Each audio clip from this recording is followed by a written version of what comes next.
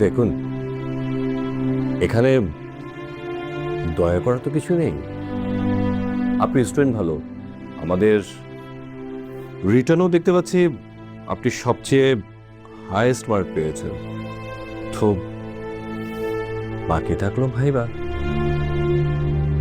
এই ভাইবাও পার হয়ে যাবে। আপনি এক কাজ করুন, যত দ্রুত সম্ভব 3 লাখ টাকা ম্যানেজ করে অফিসে 3 দিনের মধ্যে জমা দিয়ে দিন। আপনার চাকরি বুঝে নিন আপনি। জি স্যার, বুঝলাম না। 3 লাখ টাকা কিসের জন্য? না, বুঝার তো কিছু নেই।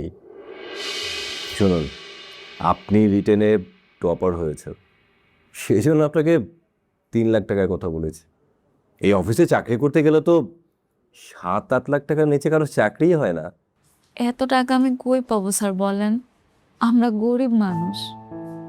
এত টাকা মনে হয় না জীবনে কোনোদিন চোখেও দেখেছি।